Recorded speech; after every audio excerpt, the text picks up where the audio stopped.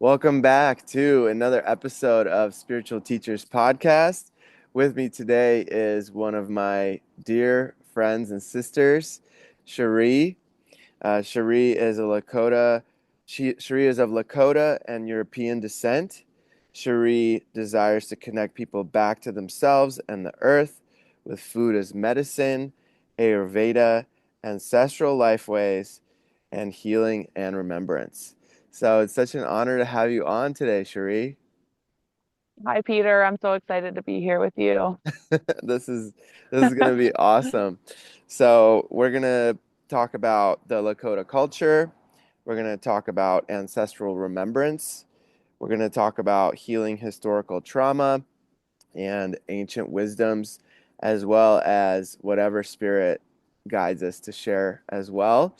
So the way that we've been doing the podcast is we normally like to hear about your journey and how it all started for you. And would you be open to sharing that with us? Yeah, of course, Peter. And it's really beautiful because as my journey towards my ancestors and back to my own culture unfolded in the same timeline as me meeting you, really. And I've also always held that it was like a reward for a time in my life. In what feels like many lifetimes ago, was a professional chef. That was the career choice that I chose after high school. Mm-hmm. And I was living the dream of a chef, if you would, in South Dakota, living above a restaurant, working like crazy. Definitely in some more toxic patternings and stuff that are attached a lot of times to that industry. And I had visited California, visited our mutual friend Michaela, Mm-hmm.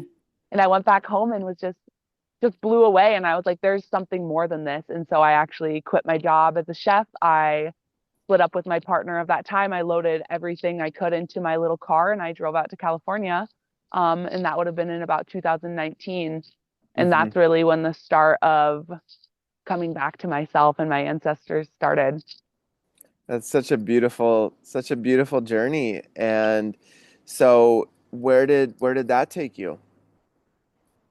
Um, so ended up, it's like, as you know, all these beautiful synchronicities. I had seen a flyer for a gathering up on this property where me and you have both spent time there on Palomar Mountain Mm-hmm. outside of San Diego. And on the flyer there was just a part that said there was going to be an opening ceremony from a Lakota elder. Mm-hmm. And at this time, I had not connected with any of my Lakota culture. I grew up in a predominantly white community in the middle of South Dakota, a pretty small town, in a family where I actually am half sisters, half sibling with my siblings, and my mom and my stepdad are both of European descent. So I wasn't around my culture at all, Mm-hmm. but I had had this inkling inside of me of like, there's more. There's Mm-hmm. more to myself. And I had seen on there was going to be a Lakota elder, and I just felt really called to that space. Mm-hmm. And I went there, and I met the elder in a really sweet way. Not like he just happened to be walking by our campsite, me and my roommates at the time, which you know both of, and he said, "Would you like to come join us for ceremony?" And I had a knowing in my heart, like this is where I'm meant to be. You know, there was a few other options going on at the festival as far as like there was a cacao ceremony and ecstatic dance. And he said, "Do you want to come sit in ceremony with us?" And I didn't know what that meant. Mm-hmm. But I sat up with him in a traditional Native American church ceremony in a teepee, and that was my first time, yeah, communing with my ancestors, communing with a plant medicine in a sacred way, and my first time sitting in a teepee in this life. That's so beautiful. So your father was fully Native American, right? Oh, So my mother is European, mostly German. mhm, I'm almost equal if you were to look at the the amount of what creates me. Equal part German, equal part indigenous, North American indigenous. My father is over half indigenous, uh descent. Hmm. They go by blood quantum, which is a very interesting system. But he is over half, and that makes me just a little bit over a quarter. My grandmother was almost full. And my ancestry is the Assiniboine Nakota and then Hunkpapa Lakota on my father's Mm, line. beautiful. And that though, So he is a tribal member in Fort Peck, Montana. okay, okay, beautiful. So traditionally, those tribes lived in South Dakota, Montana, like those areas. Yes, traditionally, and also kind of hailed from the Great Lakes region. And as settlers and colonizers moved westward, so did the Okay, okay, beautiful, beautiful. So yeah, that's really interesting that it was the Great Lakes because I grew up in Michigan and that area is so beautiful. Not a lot of people yeah, know, and Michigan's like a hidden gem with so much greenery and so much beautiful nature and so is South Dakota though. I mean, you guys have the Black Hills and there's still huge parks with wild roaming bison and it's a very sacred land. I've come to visit and it's a really special place. yeah, it was so awesome having you come and visit in the Black Hills and spending time with you there. And the Momos from Colombia as well. I remember that so much. And yeah, actually, the Black Hills have a deep history for the Lakota people and for a lot of the tribes that of the region. Hmm. Um, and some of the history of that is that the Black Hills were given to the indigenous people in many treaties. And so as of right now, like the Black Hills still are legally Lakota land, and the government, as you know, like they found gold there, and then there was a gold rush, and so people have occupied the Black Hills illegally for a very long time. And there's a lot of current work going on to prevent mining and um, continued mining and extraction of the Black Hills Hmm. Hmm. in our ceremonial sites. I was something that drew me back to South Dakota after my time in California was to go connect with the people and the ceremonial lands of my own people. And Hmm. so I was lucky enough for a few years in a row, and actually this spring I happened to be back there, so me and my partner could hike Black Elk Peak and do our traditional spring equinox ceremony. Beautiful. And yeah, and you've been to a few of those sites. Well, you've been to Macho Tipila, Hmm. to Bear Lodge. They call it's wrongfully called the Devil's Tower, but Hmm. you've been there, and that would be considered one of the sacred Lakota sites that was a pilgrimage my ancestors went on in preparation for Sundance. And it actually is a mirrored reflection of constellations reflected on Earth. Wow. Yeah, Machu Picchu is such a special place. Some people believe it's an old petrified tree stump, but it's massive. It's like 300 feet tall, and it looks like a tree. Like it's just so sacred. It's such a beautiful space. Yeah, And I love and it. As you were just speaking about it, Peter, the sun was just like the sun came out. I love it. Yeah, it's for me it was just so beautiful because when we went there with the Mamos, the people of Colombia, uh, that hail from the Sierra Nevada mountains. That's where they have their land in Colombia, and it was really beautiful to work with them because they are just some of the most connected people to the earth that I've met so far. And I'm going to be seeing them in a couple of weeks here at Aniwa in Mendocino Mhm. County, California again.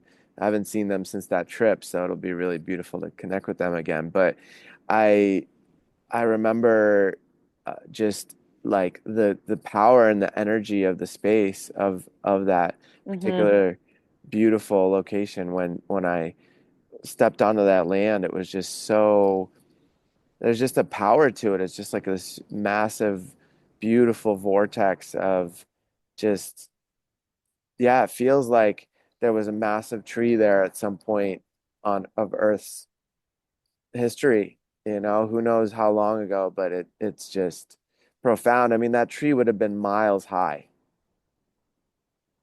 Yeah, and when you're traveling on the plains, and you come in the distance, you see that. It's just, yeah, it's definitely just an energy vortex right there. Yeah, I mean, it's profound, and so for that pilgrimage, there was, I believe, four sites, right? That Mm. the So traditionally would be part of the pilgrimage. yeah, so there is Black Elk Peak, which is where we welcome the Thunderers. So that would be our traditional springtime ceremony, welcoming the Thunder beings back. And the Thunderers are the bringers of life, the bringers of the storms, of the water. They carry springtime. The And Wakiyan. so, the Wakia, yep. Hmm. So the Wakia come in the spring, and we would go to Black Elk Peak to welcome them. And something that was profound to me as I in modern times and driving to these sites, this would have been a pilgrimage on horseback or Right. by feet, you know? And then it goes to the Peshla, which is really relevant with something I wanted to bring up with you today. The Peshla is the center of the Black Hills, and it's like a very high meadow, actually. So it's like it's like bald, if you would. Mm. There's much life there. There's flowers and grass, but it's an open field in the center of the Black Hills. Um, and the Lakota Nation bought that back actually and prevented it from being further developed. Oh, In the last, I beautiful. want to say the last 10 years, they bought that back from the government or whoever owned it Hmm. at the time. Um, and yeah, I'll share briefly on the Pesh Law because today actually is the last day you can go and submit public comments to prevent the the privatization and the mining, the potential mining of the Pesh Law. And so that's something that's really important. I'll just speak it out loud because we're giving energy to that. Hmm. Um, so yeah, to preserve that for future generations, it's really important that we prevent any test mining going on. And that also is just like really showing the ways that there's a continued attempted privatization of sacred ceremony sites and disregard of indigenous rights and relations with our land. Hmm. And so from the Peshwa, the next place would be the Inyan which is the rock making mountain. It's near Mato Tipila, near the Devil's Tower, Bear Lodge. And so you would go there and you would gather your stones to go to Sundance at the Bear Lodge. Oh, beautiful. And so I was lucky enough to one summer to do the whole pilgrimage with a group. There's multiple groups of different bands of the Lakota Nation, different youth groups that put together special times to go out there. Hmm. Um, and I was able to join and yeah, welcomed into those spaces, which I felt really grateful for. That's super amazing. That's so amazing that you have been able to experience that whole pilgrimage because this has potentially been going on for thousands and thousands of years. Yeah, and for me to like when I was in those spaces, just to think about like how it's been a long time since anyone in my specific lineage was allowed to or able to go into those spaces. Wow. Yeah, that's And that's so so that really special. And so I kind of spoke on what would happen at those sites, but the Peshwa, I'm not 100% sure what the tradition of going to the Peshwa was, but what I was invited to in the type of ceremony space was a wiping of the tears. And it was a mm, grieving ceremony, a community grief circle, and ritual, which coming back to something we spoke about before our call was just this loss of the collective ritual and the collective thresholds, whether it be coming of age for women or men, or community grief. So we could come together as a community and grieve all that there is to grief to grieve of the world, you know. Hmm. And for those not familiar with the wiping of the tears ceremony, traditionally there's sage used, right? Or some sort of plant to wipe, right? Um, I'm sure that different bands, even different tribes and different bands, probably have their own protocols and procedures. I don't speak for all Indigenous people or all Lakota at that, but what I've experienced has been with eagle feather. Oh, wow. Okay. Yeah, using an eagle feather. And usually the chanupa is also involved. It's one of the ceremonies with that a chanupa is involved. And the Chanupa is a sort of peace pipe, right? Um, yes, and what I've learned is that like a peace pipe is a separate is a different type of pipe, and the word chanupa itself means the pipe Hmm. in Lakota. So Okay. I could see how that could be either. But yeah, the Hmm. chanupa, as I'm sure you're familiar with and others might not be, is utilized in its own ceremony. It is utilized in Inipi and Sweat Lodge. It is utilized and communed with during Sundance ceremonies, and then as well as wiping of the tears and other times when people are called upon to bring out their chanupas and pray. It's technology used to pray. Yeah, yeah, absolutely. It's a really it's just a very sacred tool, right? And I think that for most people it's usually gifted to them or made specifically for the individual traditionally, right? Hmm. Can you Yeah, can you or speak invited to. Like, yeah, someone is gifted. yeah, can you speak a little bit more on it? Go Like ahead, Peter. what was its um what does it represent? Like, I know there's two pieces that come together, right? Like the masculine and feminine. Yes, the masculine and feminine are represented there with the two pieces, the head and then the staff of the chanupa, if you would use those words. And it was one of the ceremonies brought to the Lakota Nation from the White Buffalo Calf woman. Mm. And it was meant to bring healing to the nation because at the time there was a lot of hard times for our people.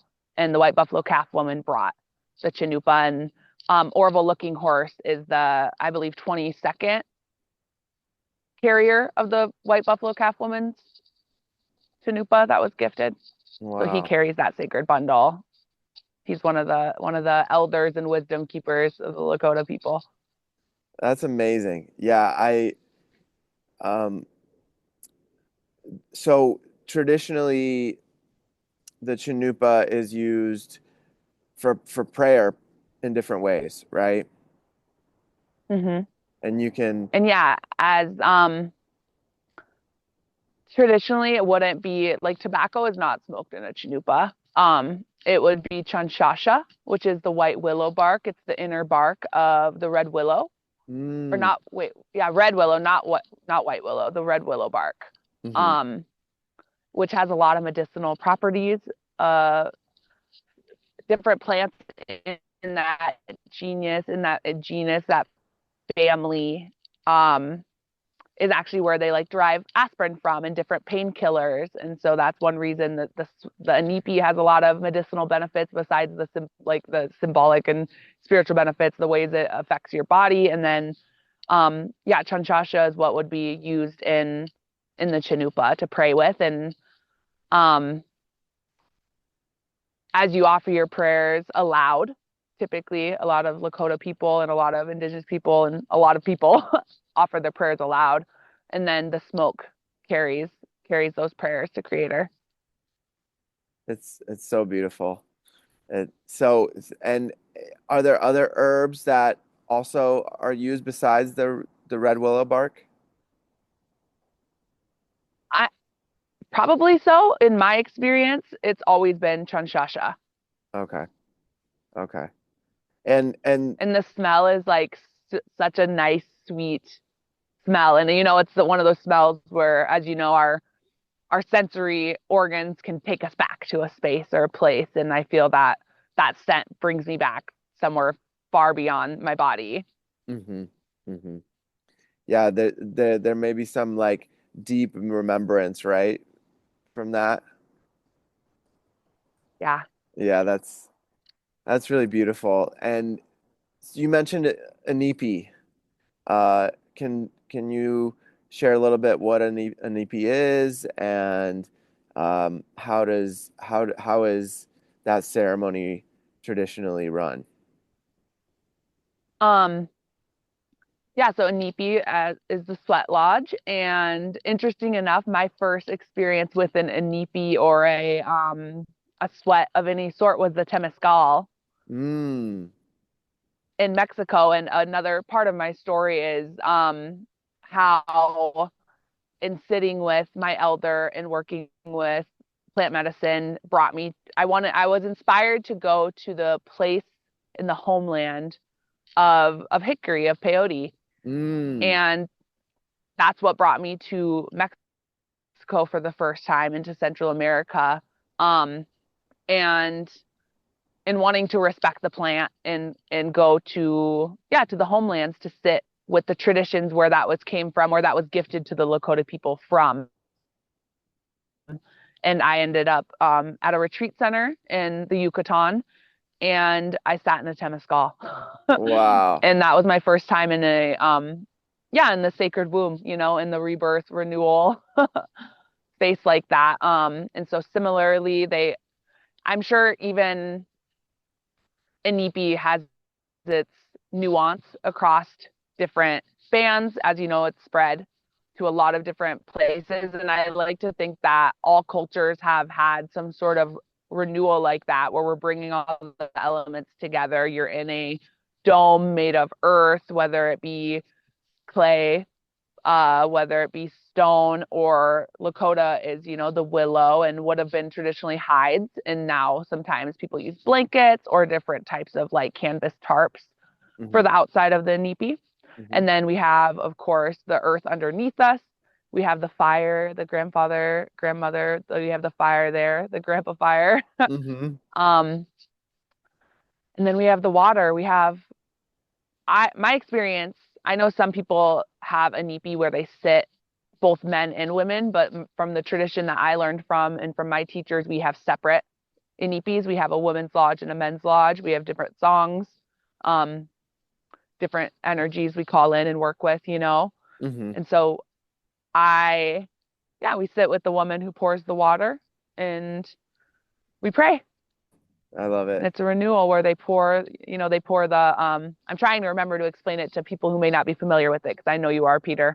Um, yeah, pouring of the hot water onto the rocks. And um, yeah, I think that's all there is to share really about a nipi. And it's meant to be a renewal going into the mother and coming out a brand new baby. And then traditionally the chanupa smoked inside the inipi or afterwards.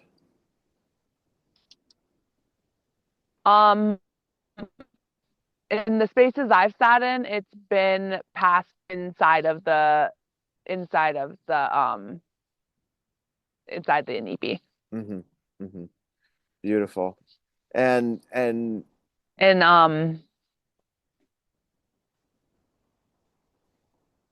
so go ahead. with the with the inipi, the individual who carries it, right, that has a connection with that tool, that beautiful sacred pipe, they usually load it with prayer, right? Like they'll pray with the willow bark and then put it inside and then pass it around to the community, to the people in the sweat lodge to pray pray together, right? Yes. Yep. And I don't know I'm not a Chanupa carrier, so I don't have that exact protocol. Hmm. And I think that it is something that's like beautiful to comment on, is like how living in the times we live in modern times, that like there's parts of these ceremonies that I think the gist of them can be shared, or like lessons from them, general things. And then there's the beauty of if someone's called to it and able to go to those spaces, the beauty that unfolds in like the organic, just being in the ceremony. There are things that I feel are meant to be like kept sacred. For sure. For sure. Yeah. Yeah, it's a very sacred and special space for anybody that's able to experience it. And um, I'm very blessed to have been part of several of those ceremonies. So uh, yeah, it's something that just needs to be experienced. Yeah. And I think just the intention of coming into a space and community to pray. That's what the NEPI is. We come together to pray we come to ask for help. Hmm. That's something I feel like it's a very humbling experience, because to come together in community and express what's on our hearts and what's not on our hearts, because Creator knows what's on our hearts, but to come together and pray and ask for help and ask for pity and to really just show up like that, again, as I feel like a ritual that our society is missing, that bonds communities, that bonds us with the earth, that creates connection. Absolutely. Absolutely. And for me personally, it's my favorite way to pray because for me, it's like being on the earth, being inside of the womb of the mother earth, it's like it's so sacred and it's so beautiful and I'm so grateful to have been invited and have had some of these experiences. So it's really beautiful. I wait for the day that I can sit with you and Skylar in one. We haven't done that Oh, yet. yeah, that'll be really special. Um, huh.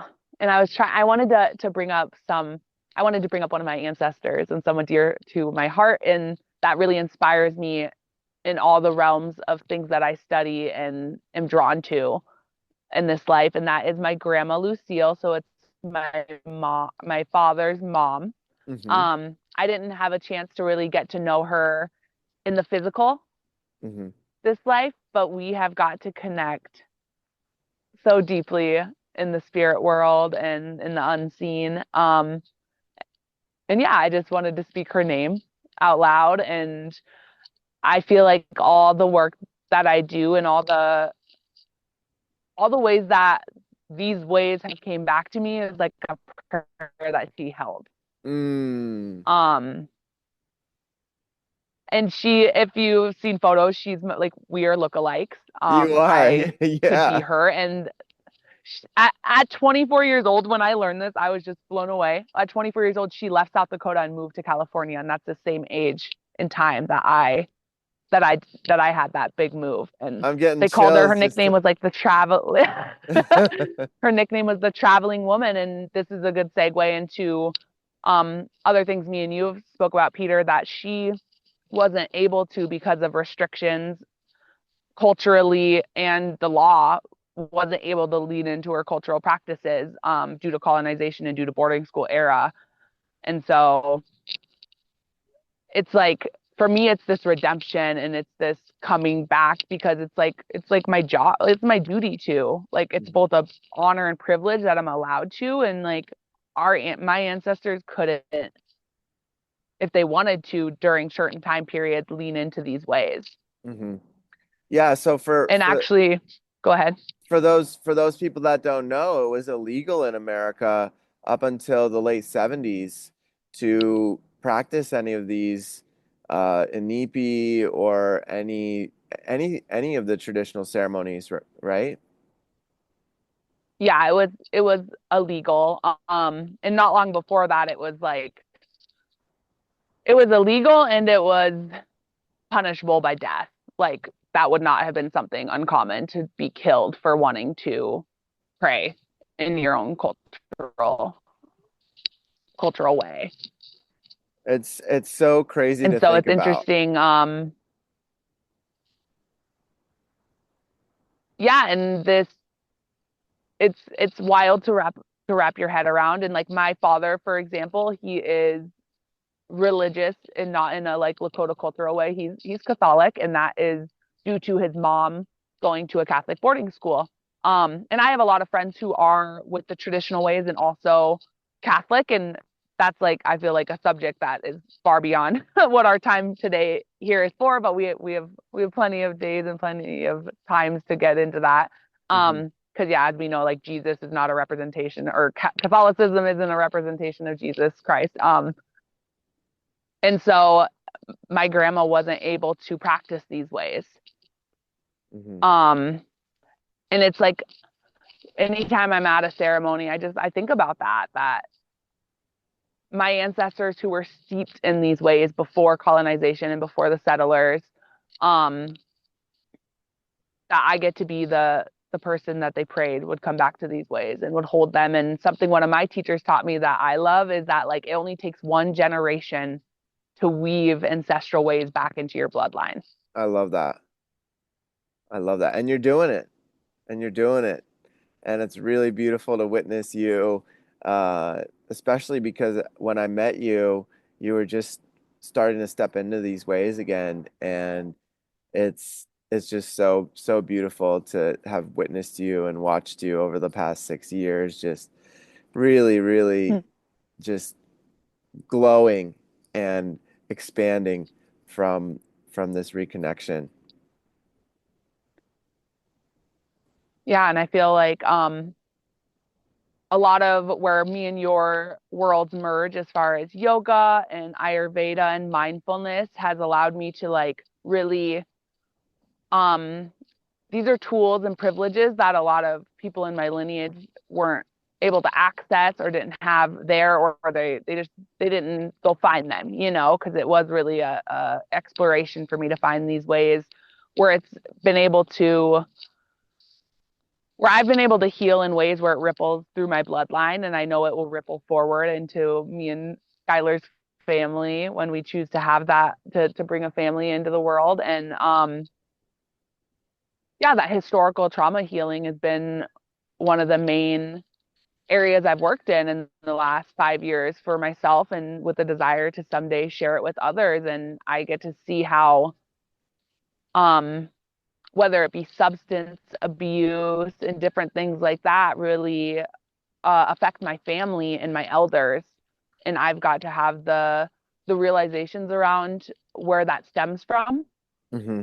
and have the understanding like when your entire culture is taken from you, of course, to cope with life, people lean on those things. And I just feel grateful that I um have leaned on other things that have allowed me to heal my nervous system, heal my neural pathways, and to come to a place of sobriety, which is a isn't doesn't exist in my timeline, in my or it does in my timeline, but not in my lineage on my father's side.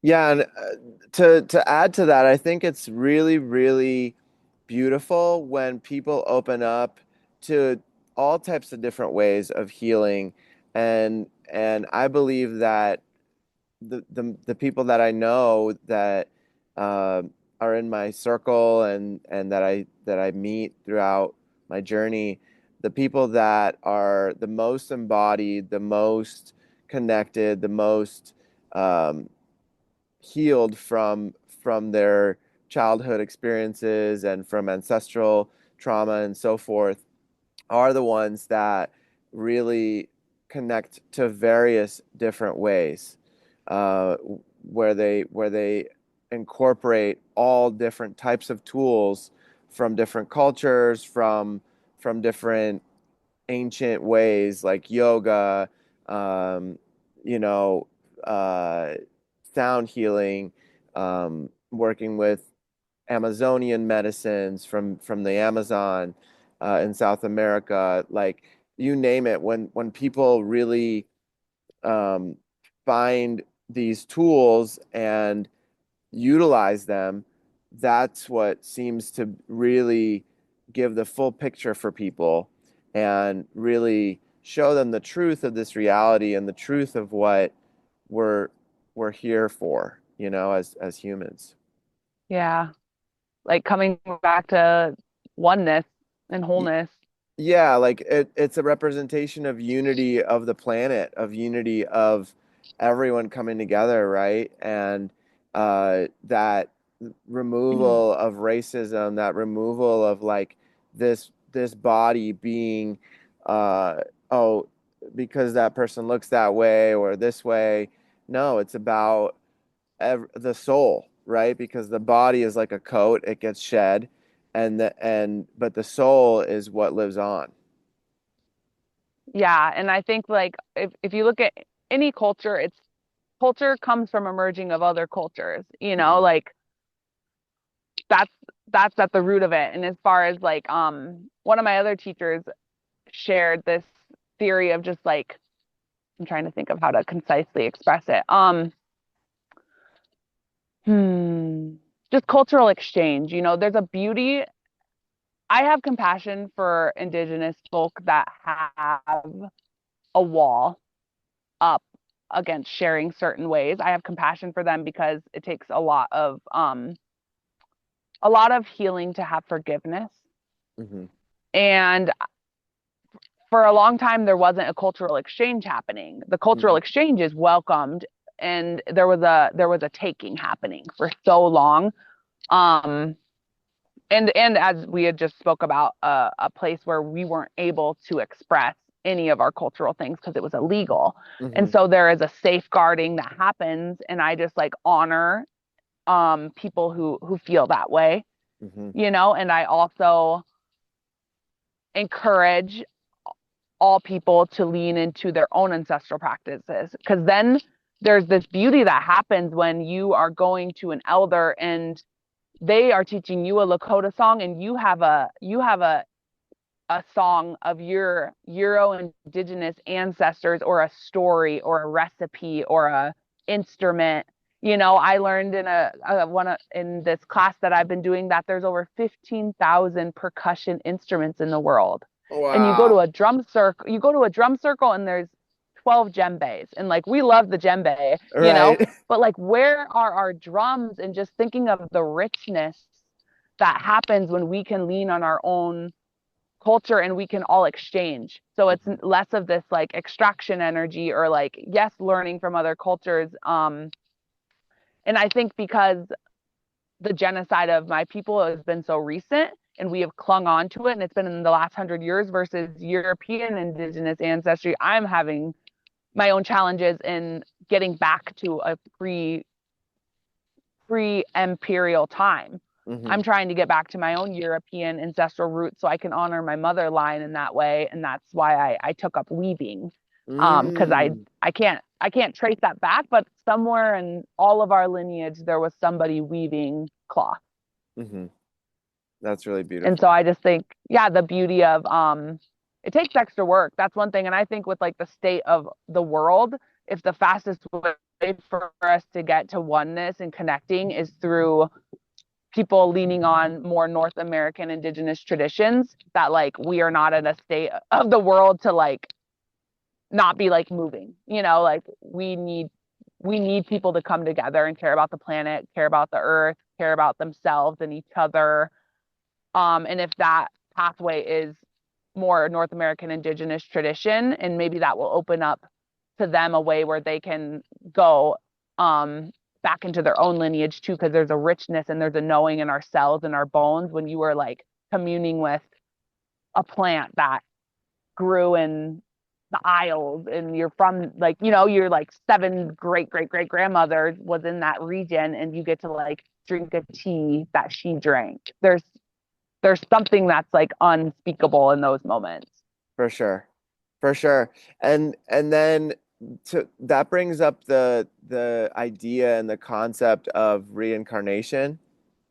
And it's been I remember when I first opened up to that idea, it just connected so many pieces for me, you know?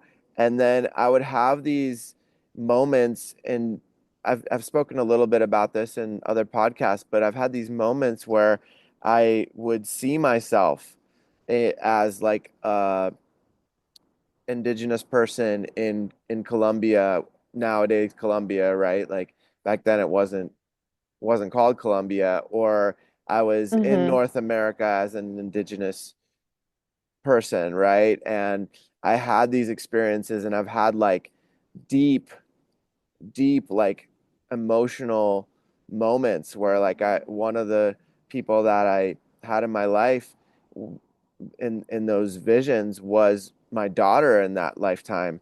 And I had like she got kidnapped by another tribe, and there was this like mourning and this like deep sadness that came through with that, and it's very interesting for me to think about that, because our soul does, especially for those of us that have older souls, our soul has had these different experiences in different bodies throughout the whole planet, and other Hmm. dimensions, other planets that we don't even know about. Yeah. Yeah, definitely. And like what comes through for me as far as that is I feel like a different one of my teachers, which I don't know if I need to share some of her stuff with you. Her name is Lila June, and she's just an incredible indigenous anthropologist, like fights for the water and the earth. And anyway, she um shares about how like this body that we are anchored in this lifetime, allows us into different rooms than other people.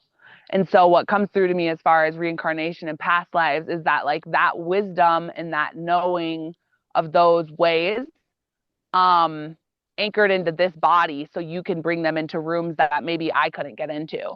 Hmm. As far as white appearing, indigenous appearing, that like I truly think like we come into this life in this body for a reason, Hmm. And so like I might not be received in rooms where people maybe are closed off more to people of color, and I can't bring that message of oneness and connection in all my relations in, but someone might be more open to you who has these remembrances of these indigenous life lines running through you. You can bring them into those rooms. Hmm. Hmm. And then we have Yeah, situations like this, like the podcast, where we can come together and really, you know, amplify that message, because that is, for me, the most important message is of connection, of seeing way deeper into somebody's soul, and removing any of those aspects. And absolutely. I think that our soul chooses the lineage, the body, where we're born, right? Like I was born in Russia, and I didn't grow up there though. I moved when I was 4 years Hmm. old, but my astrology and my human design and everything that is rooted in that specific location where I chose to come into this planet, that ripples into now me finding different parts of my path. Yeah, it's so beautifully complex. I know, and and so And simple at the same time. yeah, yeah, and something so like I've been completing it's like a woman based Ayurveda training over the last year, and my teacher emphasized that like Ayurveda being grandmother medicine. And that meaning, like if we get back before, like, I'm not talking like my grandma's in the 50s, like microwaving like food. I'm talking like, and love them, they carried wisdom too, but they still were separated from that earth wisdom. Hmm. If we could get back to all of our own grandmas and just cyclical living, that's Ayurveda, Hmm. you know? Hmm. Um, and just looking at that, like how we can just that's my goal in the ways in the lifestyles that I live in the communities that I nourish is for us to care about each other and to Hmm. come back to these simple ways as far as living with the seasons, how we can care for the earth by knowing the earth. Hmm. There's such a richness in that, and that we like yeah, I encourage that for others is to get to know your neighbors and get to know the plants outside your door. And I don't mean just your neighbors as in like your neighbors next door, your human neighbors, Hmm. your plant neighbors, your stone and rock neighbors. It enriches your life so much to be able to go on a walk and be like, "Hey guys, what's up?" like right Yeah. here, you can kind of see it. This is bitter brush. I know that this is a really beautiful plant, and I know the traditional uses of this plant, and I get to watch as it goes from dried up in the winter to blooming. And like I come to these plants not only when I'm like happy on a podcast with you, I come to cry and to pray and to ask for help. Hmm. Um, and we can do that with our unseen relatives, with our plant nation, and that's just something that always comes back to me as far as sharing with people, is sharing that, like encouraging people to connect with the more than human realms and the unseen and our human realms, because we're in an era of disconnection, or we aren't, but like there's a desire, societal norm of an era of disconnection, even though technology is present, of like that human and non-human, just that deep real connection. Yeah, and I think what you brought up is so beautiful because I love how you um, called them neighbors, which they are, right? Like the plants behind me, uh, everything around is our neighbors, and the plants we've lost a lot of societies lost connection to the medicinal properties and all these amazing benefits that these plants are here for. They're just so um, I believe that there's a plant out there on the planet to heal everything. Somebody like a Dr. Sebi brought these ancient wisdoms together with modern times to heal things that were in Western medicine considered untreatable. It was just you could treat the symptoms, but you couldn't really cure it. And if we just came back to these remembrances of what different plants and how they can heal us and treat us, if we just reconnected with that, something as simple as like a dandelion, right? Like people think that's just a weed, but there's so many medicinal properties of a dandelion, and they grow in plethora around the world. Yeah, all over the world. Hmm. Yeah, and it's like the medicinal benefits and the energetics of like when you start to connect with the plants, it's not like you're like, oh, there's a dandelion. You're like, hello, friend. And like Hmm. there's like a safety in your nervous system, and a way where you don't feel alone, because you could be sitting here in this field alone. And I have like 15 friends around me, not including like the goats and the sheep, but like these plants, there's a familiarity there. There's a way where you don't feel alone when you're alone, because you're not, Hmm. so there's the medicinal benefits, the energetic qualities, the like being itself, the spirit of the dandelion, Hmm. Yeah. I Yeah, absolutely. I love that. I remember as a kid, I would like go up to trees and put my hands on the tree and like send Reiki, which I didn't know what Reiki was back then, but like yeah, healing energy to the plants and the trees. And yeah, it's so important for people to find that connection with self, right? Like it all starts with self, like self-love, and then from there starting to spread that love because it's really infinite. We can't there's no way to not continue to open and love. Like we can just continue to love all of it and continue to open our hearts. yeah, I love that. Yeah. When we love ourselves enough, we can love the earth and those around us more and more. And that's like when I think of my healing, like my healing journey, if you would, it's like we don't do it just for ourselves, it's for the betterment of all. Like there's a saying of like, I am not well until you're well. Like Mm, I'm not well until my neighbor is well, I love and that. when we can, the interconnectedness literally of like, I can't be well until my neighbor is fed, like Mhm. just that, the community with our plants and with, I know I keep saying it, but just like our neighbors, like it's something that I continue to foster here. I live in northern Washington, as you know, and this is Okanagan and Methow territory. And um, at times I miss the beauty of the city, and at times it's like I know everyone has their place. We're all doing work in different ways, and for me, I know just like being anchored in this community and bringing that like close village aspects back into my line, back into my lineage. Mm-hmm. Mm-hmm. And the Yeah, plants have been such an important part of it. yeah, I love seeing all the ways that you're making different tinctures and um, different medicines from the plants. Would you like to talk a little bit about that? Yeah, and something I've learned over the years is it's really easy to like or not, I'm trying to think of how to describe it. There's like fad things where people's like get the adaptogens and it's like you're getting it shipped from who knows where Mm-hmm. across the world when like Ayurveda, there's qualities of plants.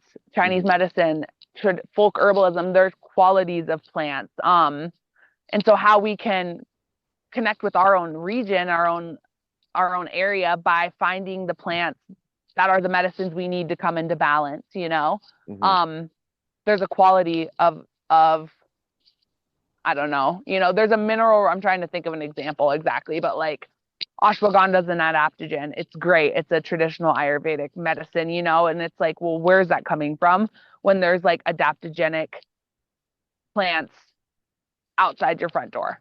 Mm-hmm. And so that's a big thing for me is like how we can talking about like wanting good for all, like good for the earth, Mm-hmm. to just to work with the plants that are accessible to us. And it doesn't have to be like out your back door, even just like in on Turtle Island.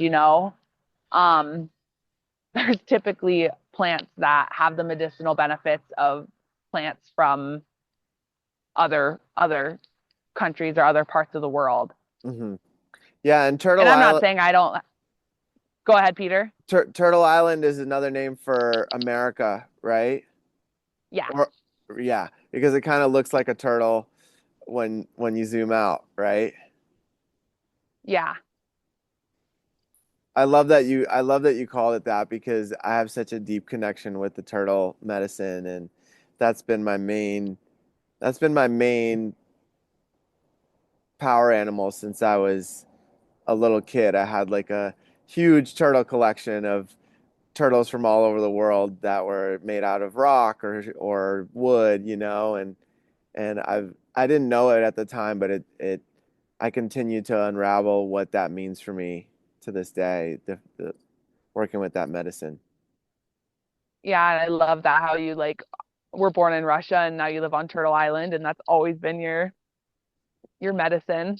Yeah, yeah, it's really interesting. And then recently, it's been about connecting to the bear spirit, which is, very, very prevalent in Russia and in some parts of America. And I have this bear hat on from the region that you live in now, like the Northwest.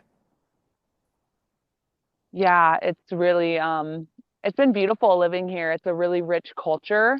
The Coast Salish and the Greater Salish region. Um, and Skylar helped me because I really miss being on Lakota land. Hmm. There's a part of my heart that really misses that. And he reminded me that, and I've heard stories from indigenous people here, in this region too of the trade route.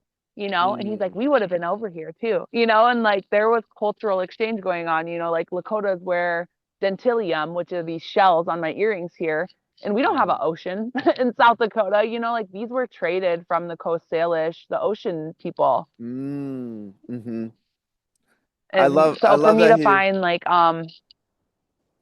I love go that ahead. he did I love that he reminded you of that. Yeah, that's a really beautiful reminder for sure. Yeah, and we for me to lean into the like I'm here for a reason Hmm. on this Met Howe land.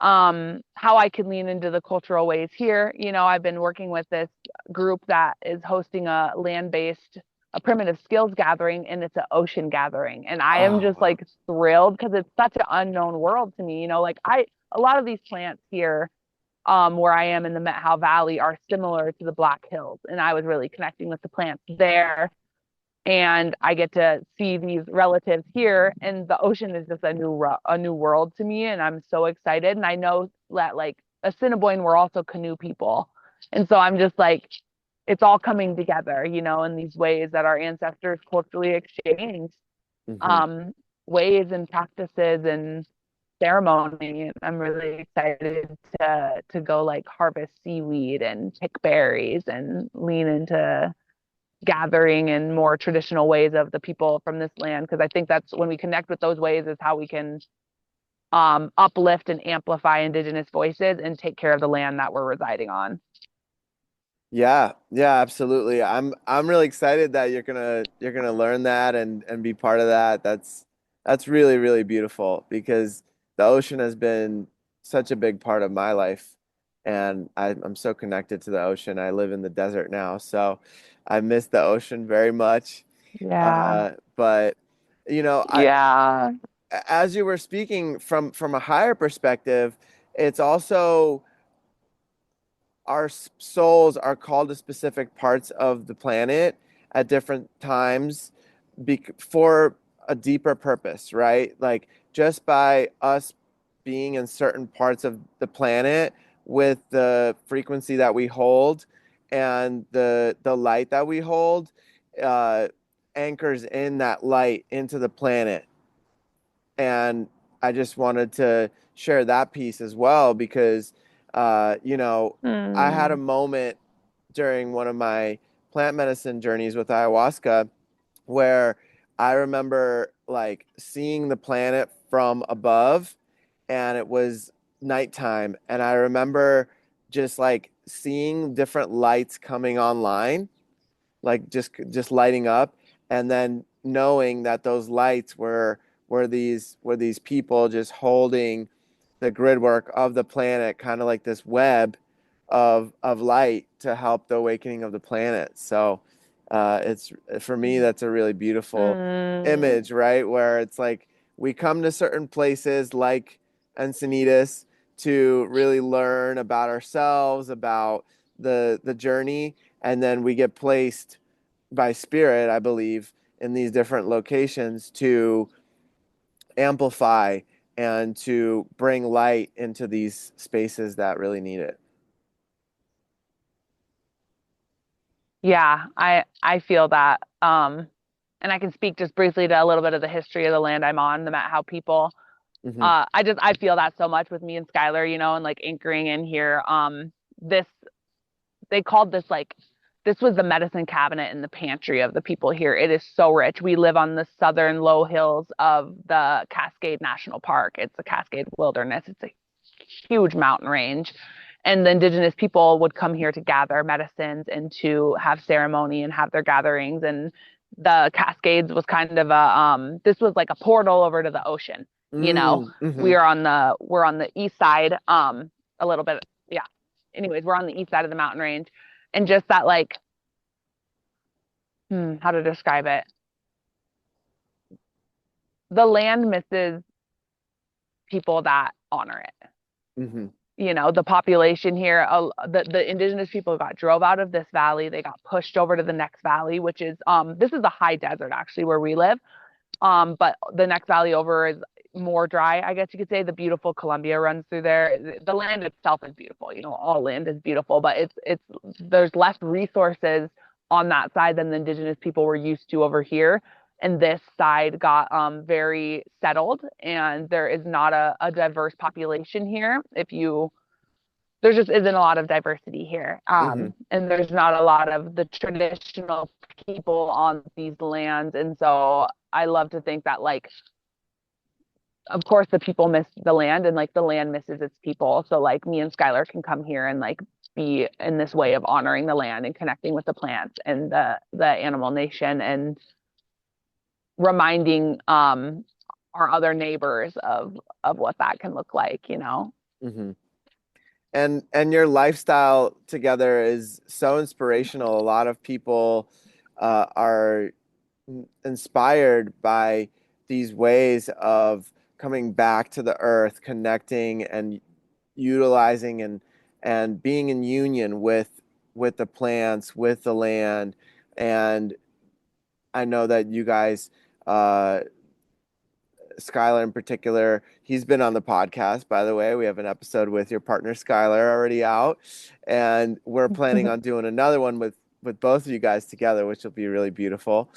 Uh, and and just honoring the ways that you guys are really um, honoring the land and utilizing and living in this beautiful way in harmony with the land and in reverence of of everything around, you know, and who knows where spirit will Hmm.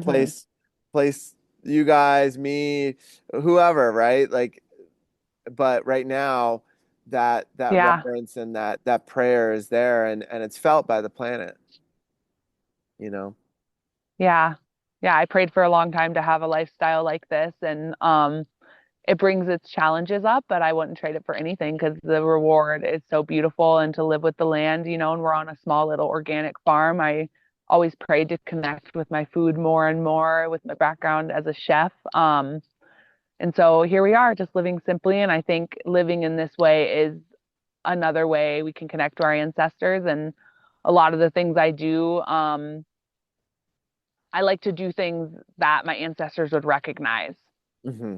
So whether that's tending the land or weaving, or working with animal hides, and that's our journey right now of just like primitive skills and ancestral remembrance in Hmm. that way. Hmm.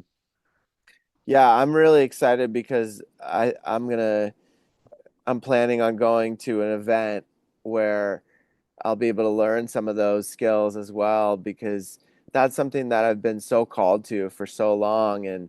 And one of my buddies out here in Las Vegas, he's very embedded in that culture, and he's like an expert flint knapper. He's like one of the best in the world, Uh-huh. and he's really good at tanning hides and like making traditional slingshots and all these really amazing things that every day I talk to him, he's like, "Oh yeah, I know how to do that." And I'm like, "Bro, why didn't you tell me?" You know? And so yeah, I'm just really excited to learn more of that, and maybe I'll see you guys at that event potentially in September. Yeah. Oh, I really love that. I think it's just like these things that are actually so simple, and it's like when we come back to them, I think we just know who we are more, and we can just show up more well-resourced for the world and for our community. Yeah, and for those watching, for those listeners that are listening in, Cherie has this beautiful plant like behind her. It looks like you have feathers like coming out of your head. It's so cool. Yeah, but I love it. yeah, and if you want to see the live video, it's on YouTube as well. But yeah, it's been such a beautiful conversation with you, Cherie, and I'm really excited for the next chapter, the next episode where we'll have a conversation with yourself and Skylar. So I'm sure that there'll be some really beautiful um, conversations with that, and I'm really looking forward to that episode. And thank you so much for your time and for the beautiful energy that you carry and all the ways that you honor the earth and show that with your embodiment to the planet. It's such an honor to have you. Hmm. Thanks, Peter. Yeah, I look forward to many more podcasts and conversations with you. I All love you right. very much. I love you too. Until next time, Cherie.